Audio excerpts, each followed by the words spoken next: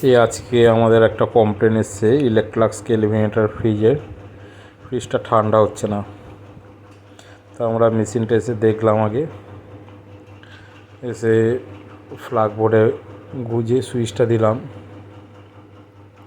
সুইচটা দিয়ে দেখছি যে লাইট জ্বলছে কিন্তু কম্প্রেসারটা চলছে না। এই দেখো, লাইটটা জ্বলছে কিন্তু কম্প্রেসার চলছে না। তাও দেখলাম যে অনেক সময় হয় কি, কম্প্রেসারটা হাই অ্যাম্পস নিয়ে ছেড়ে দেয়, কিন্তু ওইটা হলো না। যাই হোক, আমরা থার্মোস্টার বক্স খুললাম, খুলে এই রেগুলেটর সুইচ থার্মোস্টারটা দেখছি চেক করে যে থার্মোস্টারটা ভালো আছে কি না।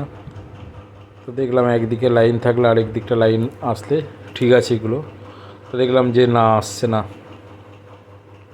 তারপর আমি ডাইরেক্ট চালালাম থার্মোস্টারটা খুলে, ক্লিপ দুটো ডাইরেক্ট দেখো কীভাবে করলাম।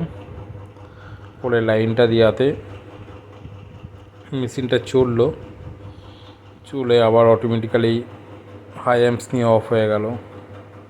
তা যাই হোক, কম্প্রেসারটা রিলো এলপিও চেঞ্জ করতে হবে। তা আমরা এই দেখো, ওয়ার্লপুলের এই থার্মোস্টার সুইচ, এটাকে আমরা লাগিয়ে দিলাম, এর মধ্যে ফিটিংস করে দিলাম। দেখো কিভাবে কি করছি। তোমরা আগের ভিডিওতে আমি বলেছি, এবারেও বলছি, যখনই তোমরা থার্মোস্টার রিপ্লেসমেন্ট করবে, চেষ্টা করবে এই থার্মোস্টার টেলটা একদম খুব সুন্দরভাবে কুলিং কয়েলের গায়ে যাতে লেগে থাকে, তাতে অটোমেটিক কাট আউটটা খুব সুন্দর হবে।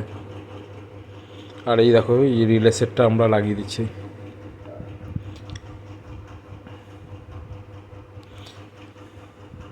অন্ধকার ছিল, ভালো মতন এটা দেখাতে পারলাম না, তবে এই যে পুরনো রিলে এলপিটা,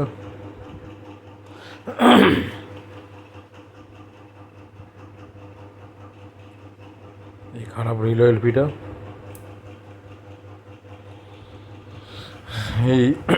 এগুলো রিপ্লেসমেন্ট করার পরে এই মেশিন চালিয়ে দিলাম।